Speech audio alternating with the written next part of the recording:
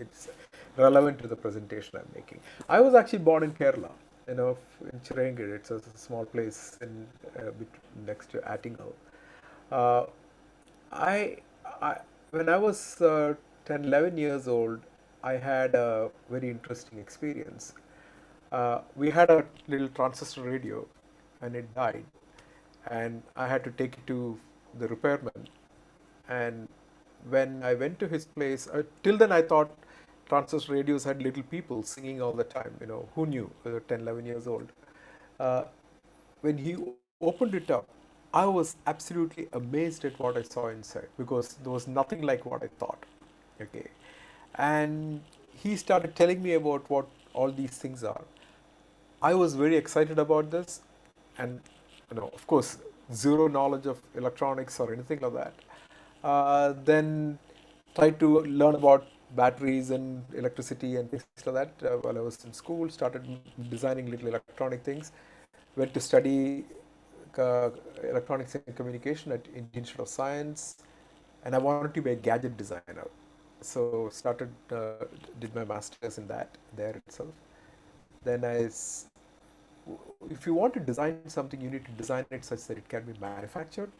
So I studied manufacturing engineering at UMass Amherst, and after that I started working, designed hundreds of products, and in between started companies, re real product companies.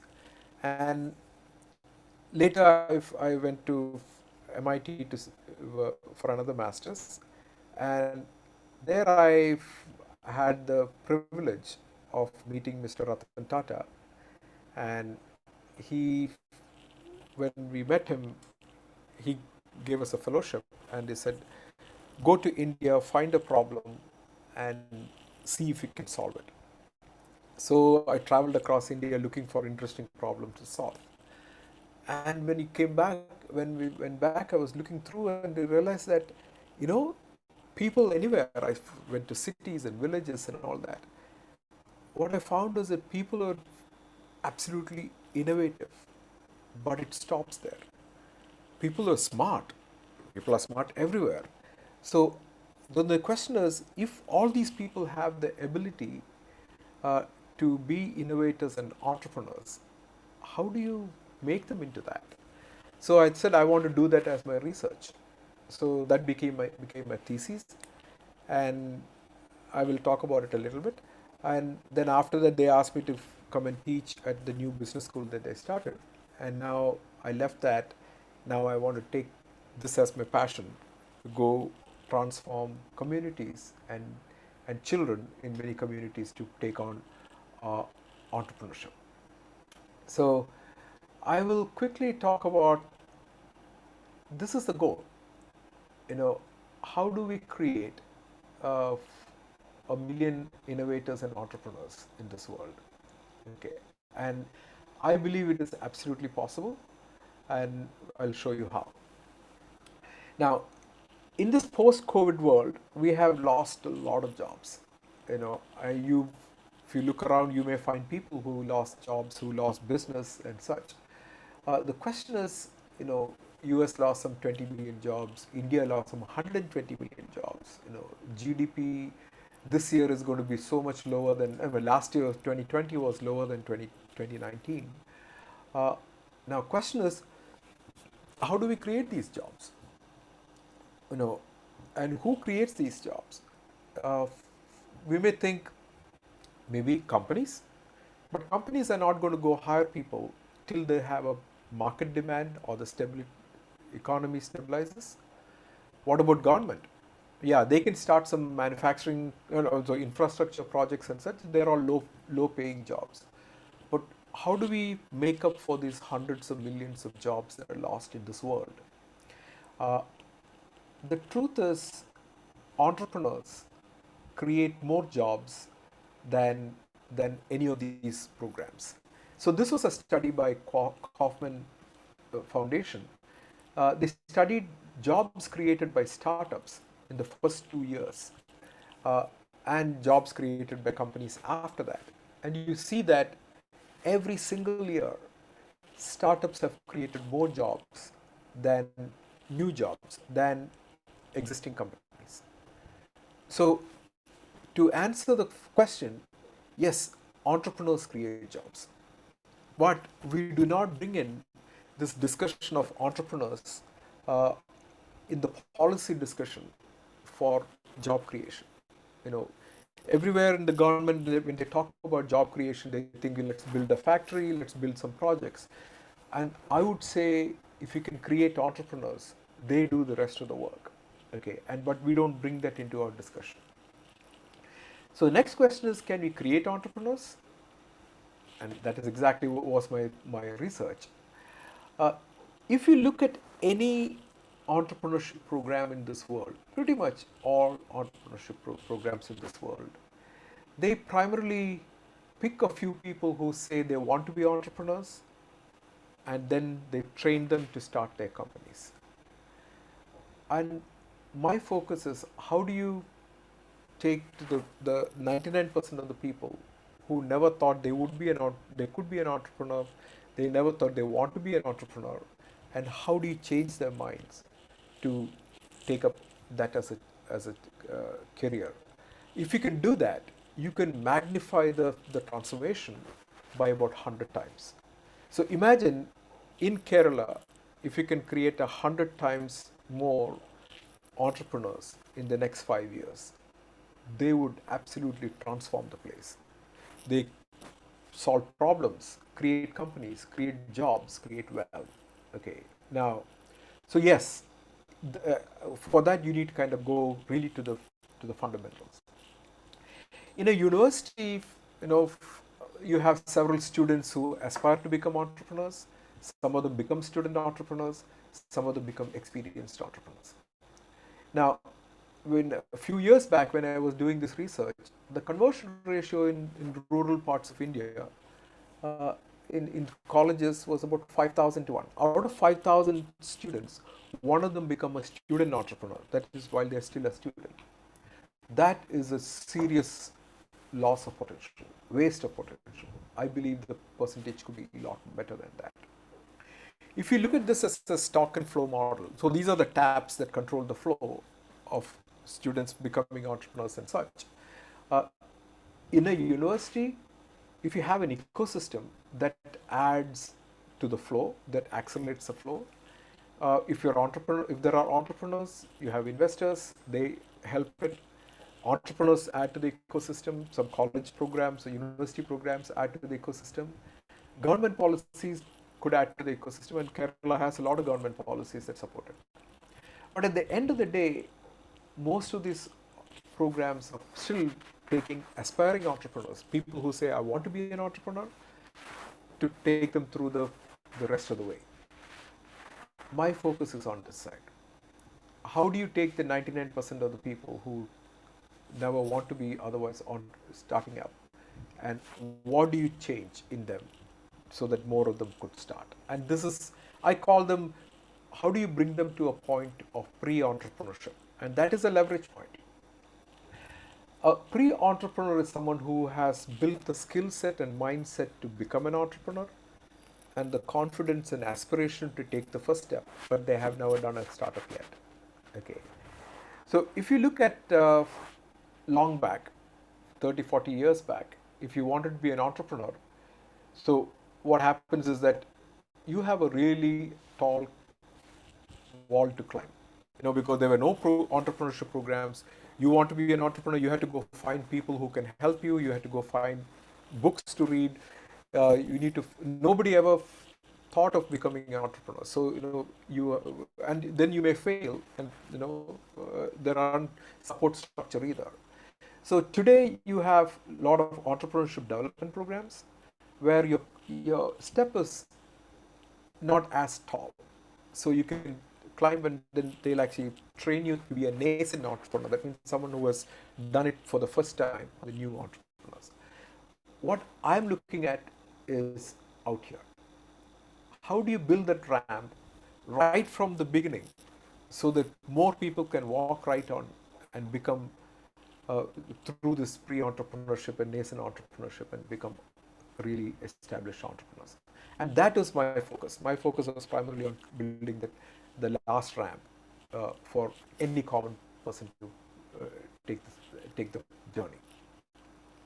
So what are the critical factors that change entrepreneurs at that age? One is internal factor, which is self-efficacy. Self-efficacy is the confidence to take the right step. That comes through failure. You need to fail a few times. You realize that you can stand right back up, and that builds confidence. Then after that, you can take any kind of challenges. External factors, how do you have an ecosystem around you that supports you and such? And third is interventional. How early can you intervene in their life and start to train them so that they start to change early? So I believe an entrepreneur starts at 10 years, not at 20 years. If you can put the right kind of training at 10 years old, you have 10 years ahead of time before you can actually learn and build the confidence yourself. So I believe I'll come back to this topic even later. So as somebody who grew up in a village, and when I did all the startups and such, when I went to my advisor at MIT and say I want to do this as my thesis, so he asked me, "But how do you change ordinary people into entrepreneurs?" I said, "I don't know, but I was one of them." And he said, "Why don't you track your life and see what happened at different parts in your life and see if you can test it?" And I said, "Yes, I'll do that." So I came up with this 4-step process. First step is called zero. It just means uninitiated, like majority of the students in the place. The first step next is that of a maker. Maker is someone who has to be creative, who could design things, who can put together things from multi-disciplines and such. They all can be taught, and start to build confidence, start to learn on your own, self-learning abilities. So I created this program called 48-hour Maker Fest just to test it out. I brought school students, pre-university students, and tried out these. In 2 days, these kids learn mechanical design, ideation, user experience. They do electronics, they do coding, and by end of the second day, that's a 3D printer. End of the second day, they have to make products. And I believe they can do this. So this is a little, it's a baby cradle, and you put the baby in there, it starts to walk. None of these things solve any world problems, but it is about learning to design and make these things and have fun. Just have fun making these kind of things. So these kind of silly toys, it's called a useless ball. When you turn it on, it will turn itself off, and it can get angry and can play with you and all those things. But they designed everything in 2 days. They did the CAD, they did 3D printed the hammer, they wrote the program to give that kind of life, user experience, all those kind of things. So they're all 17-year-old, just passed their high school. So next question was, can I try it on school kids? So this is in Ho Chi Minh City, in Vietnam. These 6th grade to 11th grade students, they created this robot that kicks a ball and goalpost that can automatically score. No, it's not enough. It's Perry. And these are the kids. Believe me, they don't have an engineering degree. And I can tell you, if you ask engineering college students today, if you can make this, they would say, no, I'm only a mechanical engineer, I cannot do any coding. And the mechanical engineers say, I cannot do any electronics, So each one thinks that they can't do half the things. Where a 6th grade student never had the fear of saying, I don't know. They just step in and do the same thing. Okay, so the biggest learning I had is that there is a point in your life where fear takes over, or fear of failure takes over.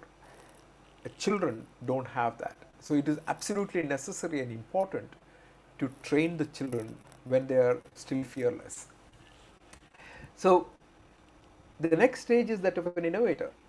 Innovator has to find problems, use empathy to understand their problems, use critical thinking, problem solving skills, to create these kind of solutions that they have to do. Uh, I've had several of my students who attended my class sometimes take the class project and start companies with that. So this kid, we did a project, so there were, I think I had about 8 or 9 teams. One of the teams went to a home for blind girls, and they came back and said, "Oh my God, these kids sometimes walk into a branch or something because they can't see what is right ahead of them." So I asked you, "You are all sighted.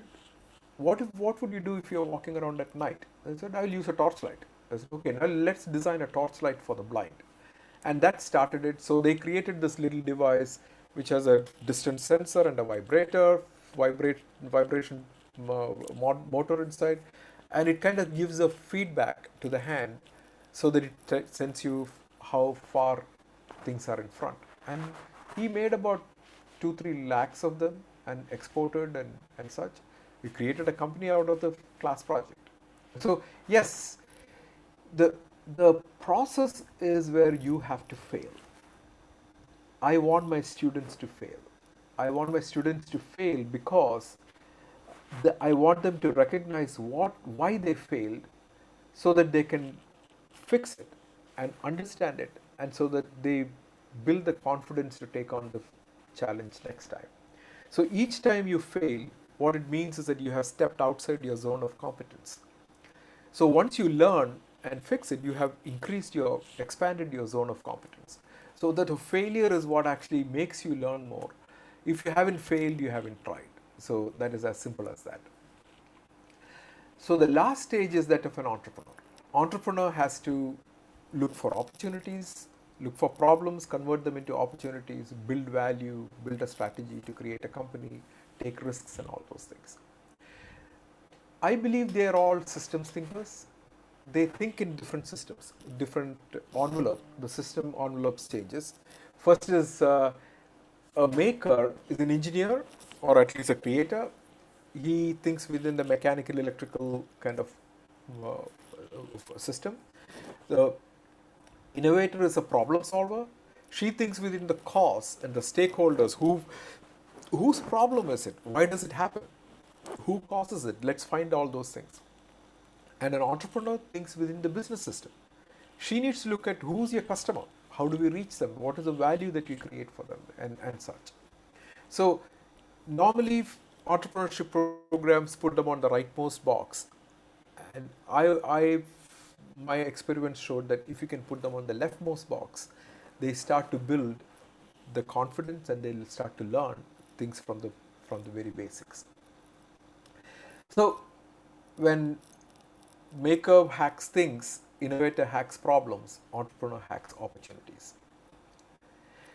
Now, I created this program called Zero to Maker, primarily to make them take the first step primarily for the school kids, to make them do the first step from zero into the maker box. So we created multiple programs, STEM lab, mini lab, and such. The STEM lab is where we ask students to bring trash from home, and we design and make things with that. So this was in Indonesia, India.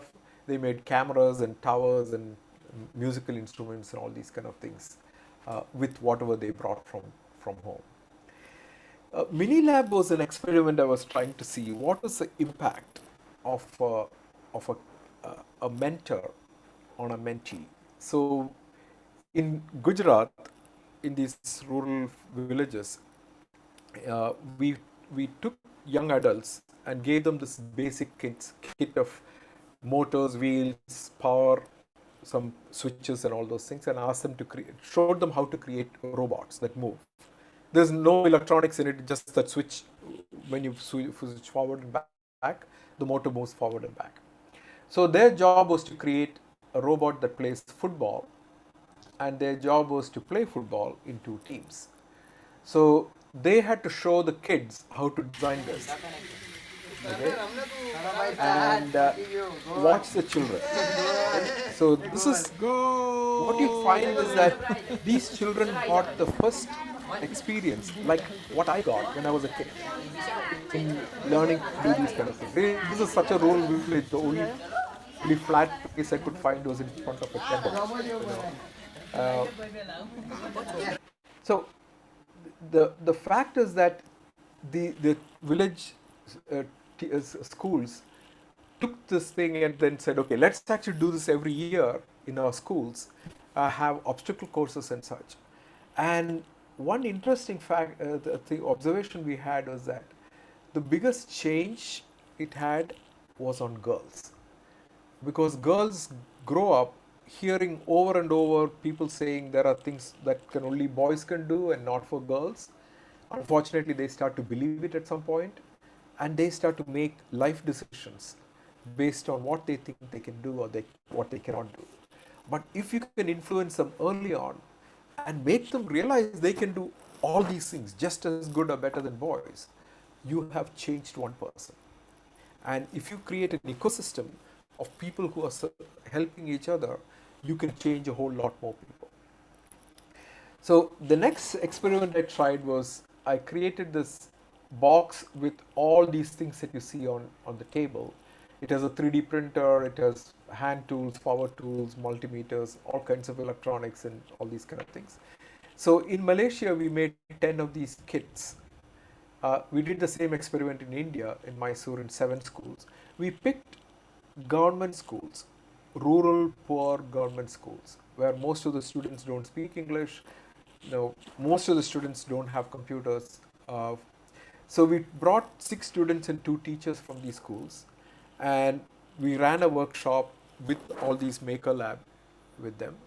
And they took the Maker Lab back to their school, and for 6 months we mentored them how to design things and such, and we brought them back to see what they have done.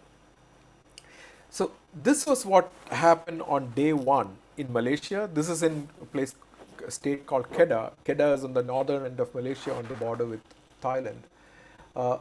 So their job, these are 13 and 14-year-old children. Before lunch, their job was to assemble their 3D printers, learn CAD, design their first part, and print. I'm telling you, 13, 14-year-old children. So they had to start with, they had to look at the user manual and assemble. These are little kids. Most of them didn't know which way to turn a screwdriver, right or left. And they assembled the printer, and then they learned very, very basic CAD. So we use SketchUp, the free CAD for all. They design things like name tags and luggage tags and all that. And first print. And have any problems? Yeah. But they did good? Absolutely. Okay. So then we tried the same experiment in MYSURU. Here, pretty much all the students have not used a computer. None of them had used a computer. And their schools did not have computers. This is a rural, well outside MYSURU, okay? And this is what happened in the first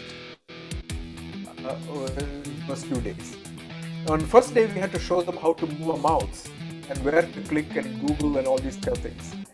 By end of second day, they were doing their CAD, they were doing electronics, which I can tell you there are engineering students here, you will be ashamed of what they have done. Okay? You'll be proud of what they did. Okay? They made all these things you see there, they programmed all those things. Okay? On third day, they did all these things. So the question is, if they can do all these things, why are we not teaching them? Why are we not even teaching our engineering students to actually do things by hand and create these kind of things? But engineering with school kids could do this. So the skills that we want to build in them, one is self-efficacy, which is a confidence through learning, an ability to learn on their own and such. Opportunity sensing. How do you look at a problem as an opportunity? We all walk past problems every single day, 1,000 problems. have you looked at each problem and said, okay, this is an opportunity. I mean, let me see how many people suffer from this.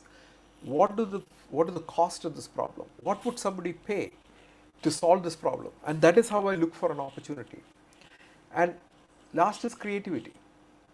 We have creativity means the, the confidence to step outside your normal way of thinking, and you're you're free to fail, and you're absolutely open to fail. So creativity means, ability to ideate, design, technology, self-learning, presentation skills and such. Opportunity sensing is how do you find problems, how do you solve problems, critical thinking, value creation. And self-efficacy is where build the self-confidence, resilience, system thinking, have the leadership, all these kind of qualities. So the bottom end is a skill set, top end is a mindset. Because you start with doing things and picking up how to do certain things. As you graduate, as you do more, you start to realize that I can do this, I can face any kind of problems. And that is where this whole zero to entrepreneur framework takes you. So yes, innovators and entrepreneurs can be nurtured. Now the next question is, if the world wants a million entrepreneurs, how do we scale it? I cannot go teach a million students one by one. Okay, now how do we scale it? And that's where the really interesting part comes in. So the secret to that is building an ecosystem. So at MIT, every year, the whole MIT creates about 250 official startups started by the labs and researchers and students. Then you have another 250 startups that come out from their hostel rooms. If you look at Dropbox and several other companies, they all started in the hostel rooms, and they built up. Sometimes they drop out and go fully into the startup. 80% of them fail, but it doesn't matter because they go back and do the second startup. So a 16-year-old student from high school, when she joins MIT and goes to the hostel room, what she sees is that everybody else is doing the startup. And that is the ecosystem. For her, that is the norm. Okay, I can tell you the students who comes to MIT is no smarter than any other student anywhere else in the world. I can also tell you there is no secret subject that MIT teaches that's not taught anywhere else in the world. The primary critical catalyst, the secret portion there is the ecosystem. Ecosystem where people join and they become that. And then they do things with the support from everyone else, and they launch. So it is not about just learning and writing an exam and going out and looking for a job. It is about starting to create things while you're still there. So for my experiment to see how do I create these ecosystems, my first experiment was done actually in Trivandrum, in Mar Basilius College, where this is in 2014. I taught there for 5 weeks. I taught for 3 hours a day. After the college got over, I took 50 students and I taught them for 5 weeks. Every single day, design, make, solve problems, how to do startups, then come back and do it all over again. So we just kept doing it over and over. This is from 2014. So I just found this picture recently. It is from 2013, not 2014, the earlier days. There were about 24 of 23 of the students in this picture, of which 11 of them did their first startup. Out of the 50, 24 of them did their startups. Now the conversion ratio now is 2 to 1. If you could build that ecosystem and give the right kind of training, you can improve the odds of conversion to a very high extent. In 2014, they started 11 startups. In the previous 12 years, they had one student startup in the 12 years since the founding of the college. Just in that 1 year alone, they had 11 startups, and every single after that, they have been having new startups. Of course, the students already graduated and gone, but the ecosystem remains. It's like a standing wave, it always remains. Today, it's supporting about 100 students, and they are all doing all kinds of innovation and entrepreneurship in there So this is what the principal said, he said these students raised their aspirations, found a new direction, they improved in academics, some of them went to foreign universities, and yeah, some of them did the startups too. But that is not the primary thing. Primary factor is how do you maximize your potential, because you all have very high potential. We don't maximize it, we don't reach it because of all the mental blocks that we have and limited thinking that we have, saying, oh, this is not going to work, I'm only that, I cannot do this. Then you don't try outside that and you miss out on half the things. So this is in Indonesia, I'm sorry, in Malaysia. These are the 13, 14-year-old students making all kinds of electronic devices, and this is a little game that they played with a joystick. They could use this toy to move the ball and put it into the hole, and with the 2 servo motors and such. And that's the chief minister of the state. And after after the workshop, 60 students became 150 students who were actively working on all these things. In Mysore, 42 students from 7 schools, after 6 months, became 2,000 plus students who are actively working on these. These kids were, as I said, did not know how to use a computer. They were doing coding, and you can see some of them they were writing code on mobile phone to control through Bluetooth and turning on lights and doing all these kind of things on their own, Arduino coding and such. 13, 14-year-old children. Okay. This is the Minister of Education in East Timor, which is a country on the eastern end of Indonesia, and that's a lab I set up for them, where I taught youth in design, creation, problem solving. We went out into the farms, found problems, created products and solutions for that. And these youth went out and started teaching school kids.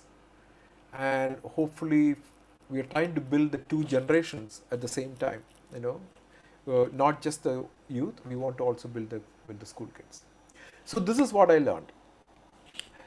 First is that we are leaving behind millions of minds. I'm not saying bright minds, because I believe everybody is bright. There is no, please, if there's one takeaway from this, I have taught in really high-end schools to really poor schools. The intelligence everywhere is exactly the same. There is no difference. Only difference is what they have been exposed to, what they teach, what they're taught, and what they believe. Okay, and that can be changed. So we are leaving behind all these kids all over the place because we don't give them the right nutrition, cerebral nutrition for the brain. Second thing is that if you can create mentors, you can multiply. They are the catalysts. They can amplify the number of entrepreneurs and innovators or just human transformation that can happen with these kids. So how do you teach these mentors? Go put them out into the field and ask them to train others. And the third is early intervention is critical. So that means don't wait for entrepreneurship programs to start when they're 20s. Start them when they're 10, 11. Let them figure it out. They have, if there is one free lunch in this world, it is that phase in life where these kids do not have fear to go do things. By the time you're in your 16, 17, in your late teen, you start to believe that I am only this, I am not that. And you start to make life decisions on what to do in future because you believe you cannot do certain things. Okay, and how do you reach these kids before all those thoughts come into their mind?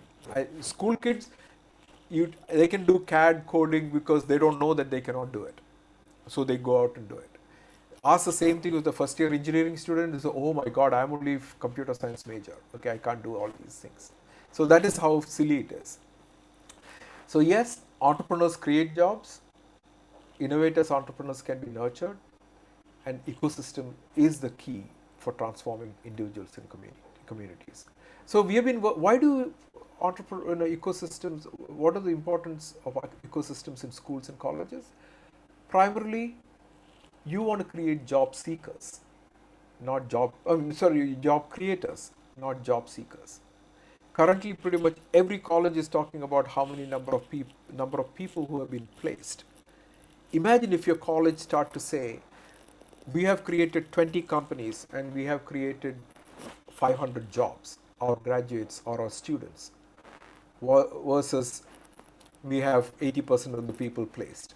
You know, that changes. You could be the next MIT or IIT, or moment you have innovation and entrepreneurship happening in a university, in a college, people want to come there.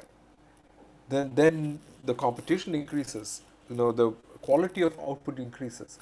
Everything changes if you can do that. And if any college who wants to do this should seriously look into that. Second is, currently we graduate with single disciplinary learning. A mechanical engineer comes out as a mechanical engineer.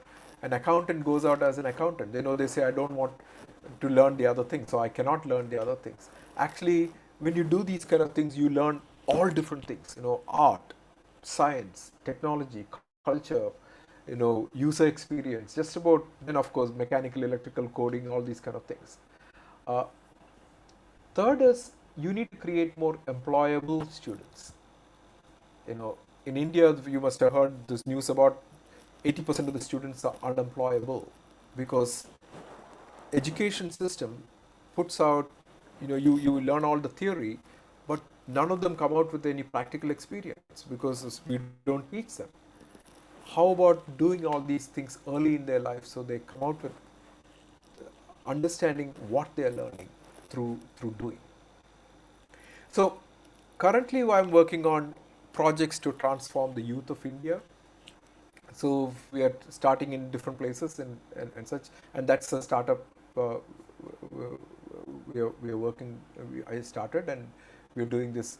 So recently we ran a program at IIT Palakkad. So if you go to the website encube.co/bootcamp-showcase, you will see a lot of things. We sent out kits of maker kits to all the students sitting in their houses from Arunachal Pradesh to Kerala. Okay, and we taught the same. I taught the same thing: the design, makings, all these kind of things. And these 23 kids created about more than 100 maker projects. If you go to the website, you'll see all the videos of all the things. And every night they have to create a new product, make a movie about it. Then they had to work in teams to create larger assignments and such. Currently, we are sending out STEM kits to rural school kids around MYSURU. So a kit with all kinds of magnets and electronics and electrical stuff and batteries and LEDs and just about all kinds of things, and a whole bunch of experiments that they can do at home, just so that somehow if you can fire them up and give them the same kind of impact that radio repairman gave me when I was 10 years old, I believe we can create more than 1 million innovators and entrepreneurs. And my current goal is to reach 1 million students anywhere in the world. I'm working with multiple countries. I'm talking to so many different countries to create these kind of programs at the ground level. I want to create 100,000 entrepreneurs. I think I'm underestimating the ability. I think we should be able to do way more than that. So with that, I'd like to take any questions you may have, and we'll go from there. So Akhil, if you want to address any questions. Any of you have a question, just you can turn on your microphone or raise your hand, and then we can go from there. Oh, there is a Q&A already on. Okay.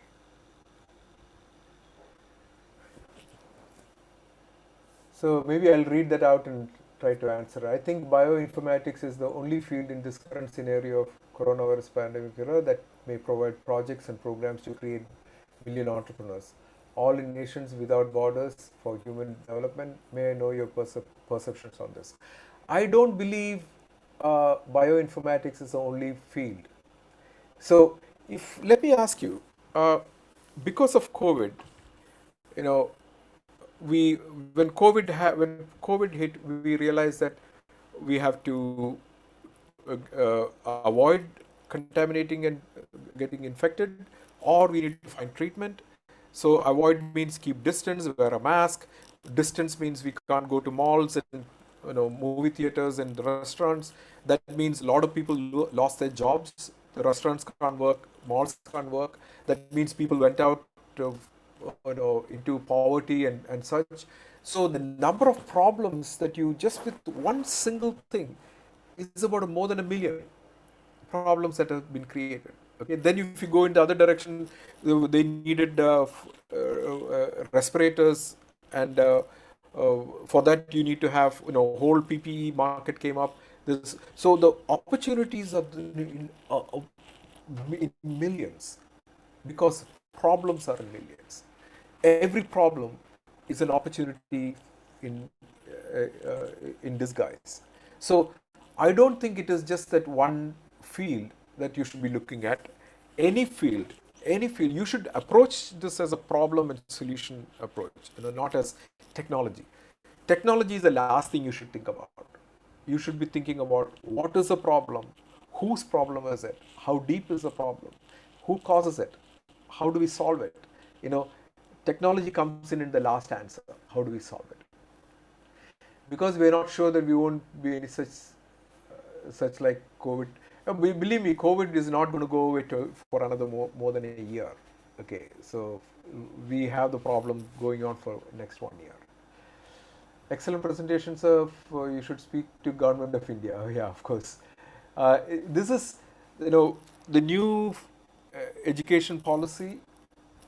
Hopefully, would be of extreme value, and I think hopefully that can that has already built in all these factors into it.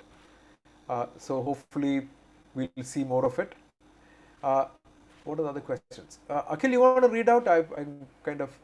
You can start from the top. I think Matthew K. Thomas, he's got a question. So Mr. Matthew, Okay, you can unmute yourself. Okay, unmute.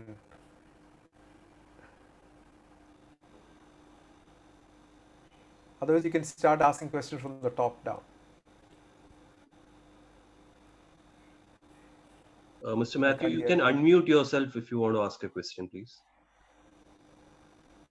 Turn on your camera too so I can see you.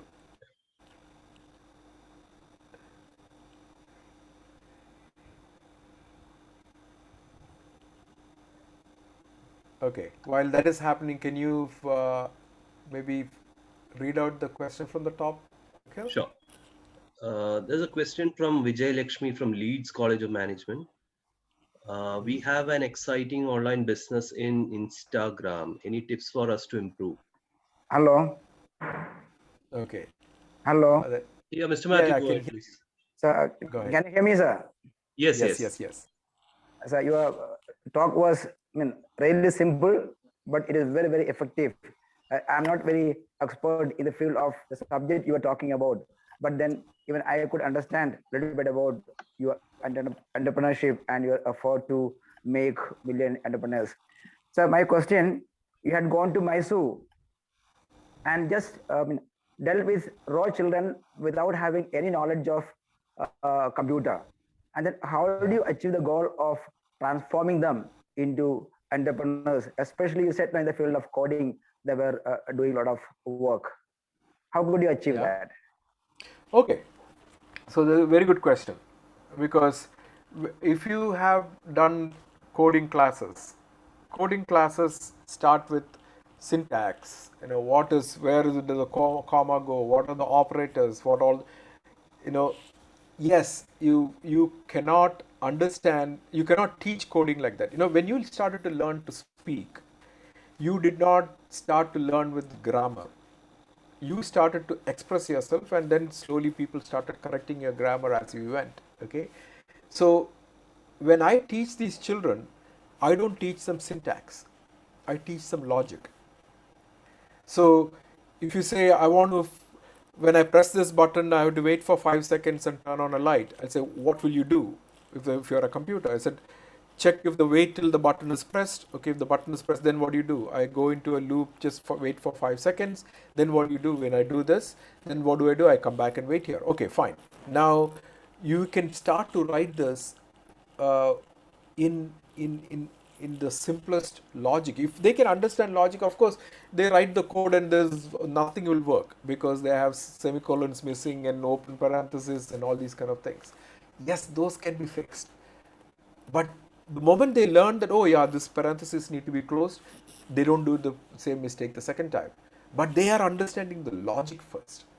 But if you start teaching them syntax and what is an integer, what is a character, all these kind of things, yeah, you have kind of lost them because it is kind of hard for them to pick up after that. So yes, I teach them CAD in close to about 20 minutes.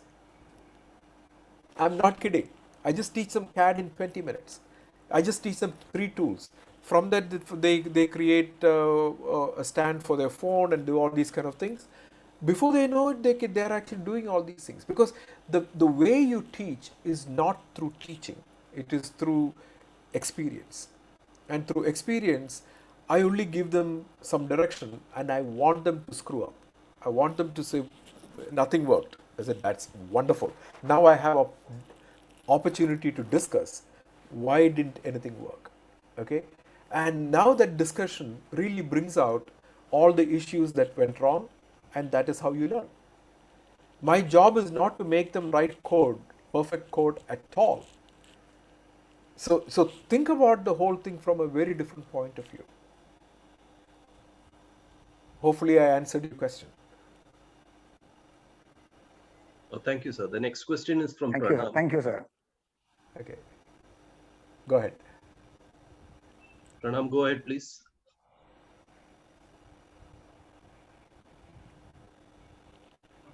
Hello.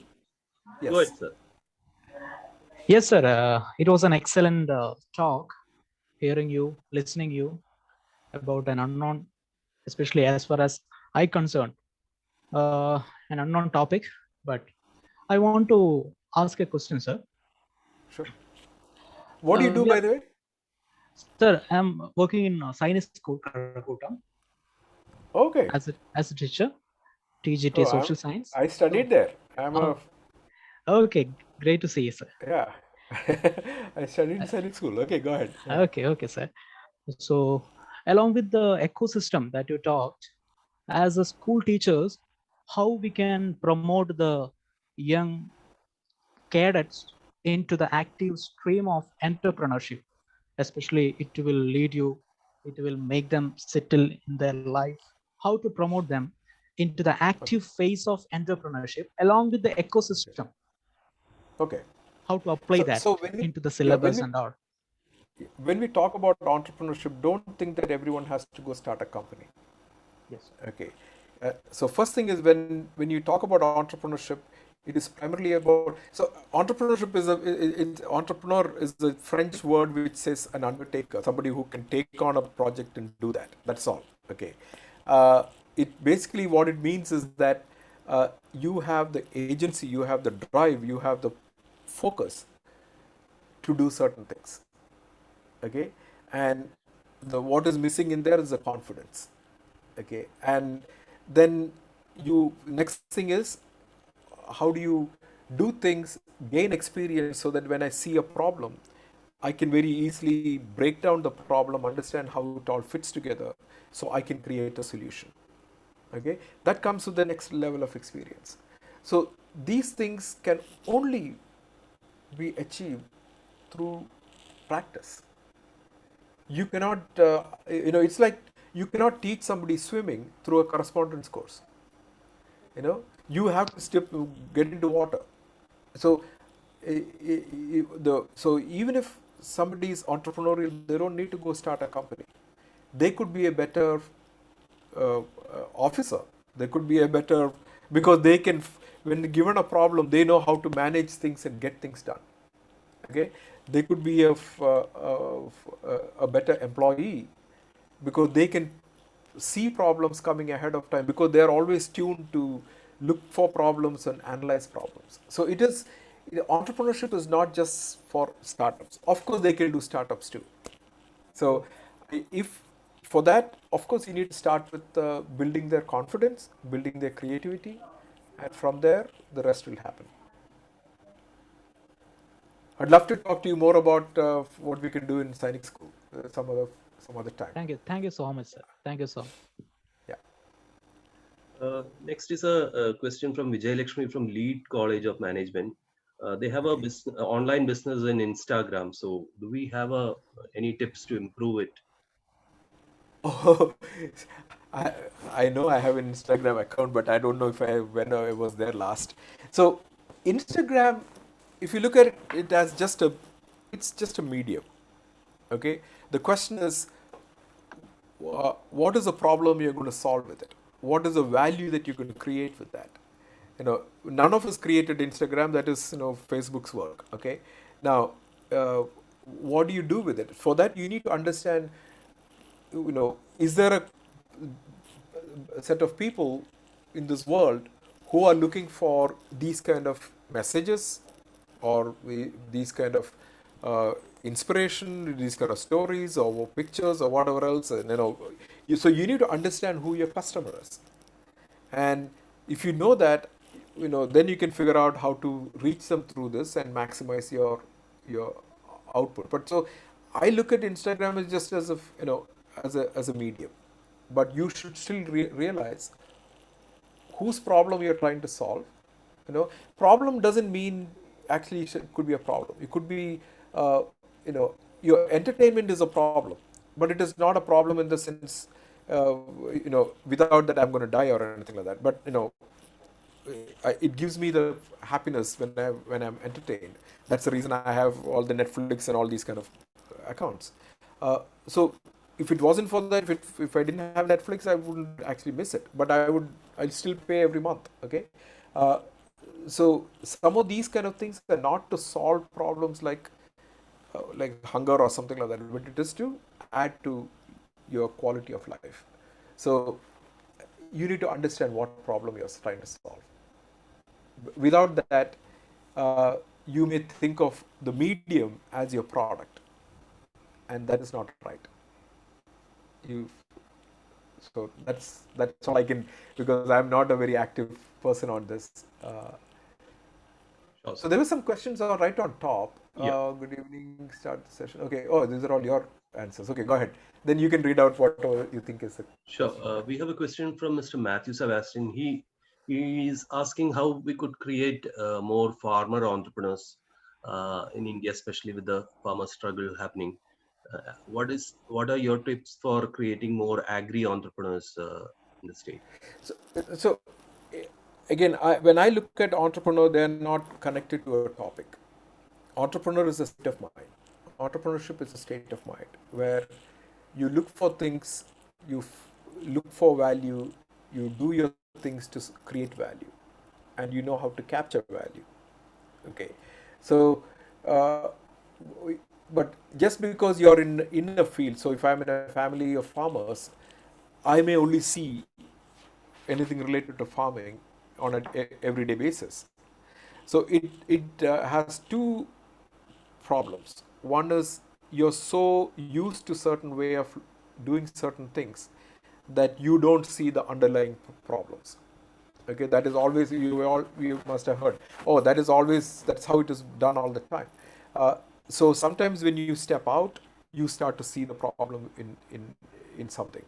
So you need to kind of have the detached view of a problem to understand the critical points that you can fix. Second, and that you can train them, by the way. In my classes, I actually do that.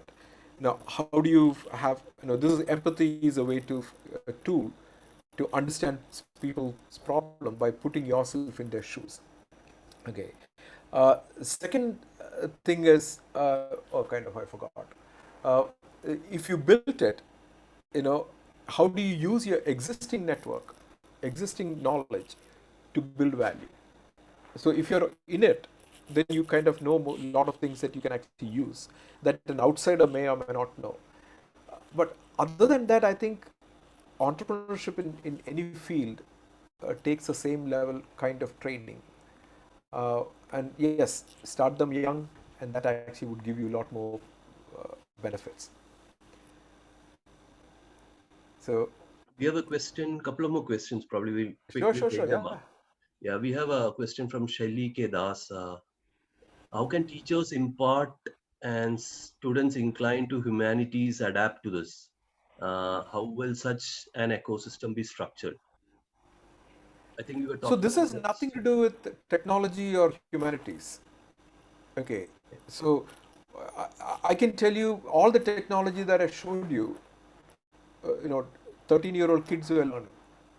So if you think technology is not for humanities students, you're wrong. Okay, it is how much you believe you can learn, and first you should actually recognize that you have the ability to do all this. It is each person who stops ourselves from doing that. So second part is entrepreneurship has nothing to do with technology.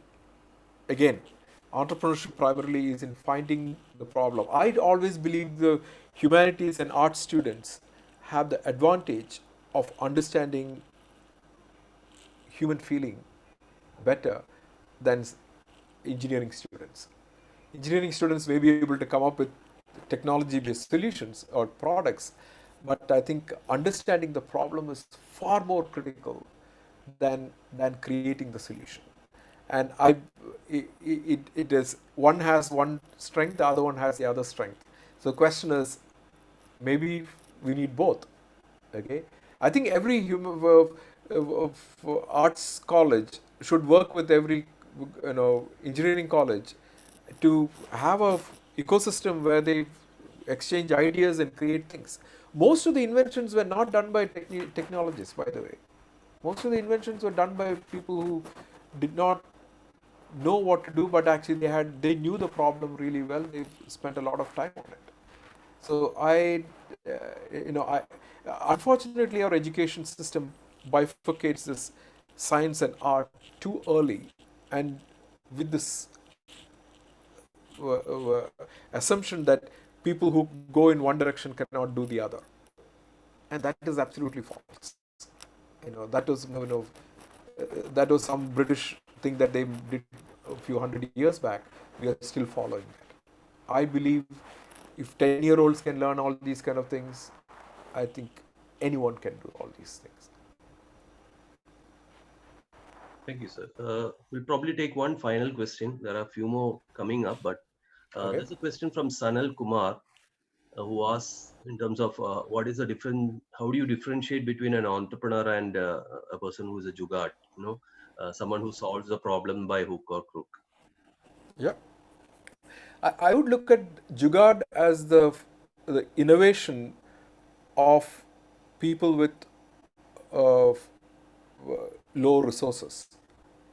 Okay, and Jugaad is absolutely the most wonderful result of what you can do with very low resources, and that is a matter of innovation, not of entrepreneurship. I can solve a problem. When I traveled, I saw all kinds of very interesting jugaad in all these villages to solve a problem. And you go to the next village, the guy has solved it with a different solution. Okay, same problem. But I look at if you could actually solve this, and if you know that there are 50,000 farmers in your state who have exactly the same problem, why don't you create it and sell it to them? And that is where you step from an innovator to an entrepreneur. Okay, and that transformation requires a few more uh, mindset changes. That's all. So I love Jugaad. That is absolutely the best way to innovate. Thank you, sir. There are a few more questions, but we are No, go ahead. I have actually all run the out of time, time. so that's fine. Yeah, we have just crossed our time limit. So We'll take up some of those questions over a mail. We'll share it with Professor Rajesh in due course. Thank you for answering them. We at TiE Kerala have been working backwards in working towards fostering entrepreneurship, working back with a few many associations. Today we have Captain Haridas. Captain Haridas is a president of the Calicut Management Association. He's okay. been gracious enough to attend the session and also agreed to do the concluding remark. Over to you, Captain Haridas. Thank you. This is normal, sir. Yeah. Speaker of the day, Professor Rajesh Nambia, President, past presidents, office bearers of and members of TiE Kerala and Calicut Management Association, participants of the event, wish you all a warm good evening. It was a very inspiring and interesting talk. It was a very valuable advice how to promote the entrepreneurs in our country. I'm sure that TiE Kerala leadership will definitely put up his ideas to the concerned authorities for further follow-up action. On behalf of TiE Kerala and Calicut Management Association, I convey our sincere gratitude and regards to Professor Rajesh Nair for accepting our invitation and delivering his views on how to create 1 million entrepreneurs and change the world. Thank you, sir. I thank the TiE Kerala team for organizing such an interesting program. I also thank all participants for putting up valuable questions. And I also thank the sponsors for promoting such events. Thank you. Good night. Thank you so much. Thank you, Professor Rajesh, for taking time. We will definitely reach out to you in due course. We'll definitely request some guidance in terms of our TY program here at Kerala too. Thank you, participants.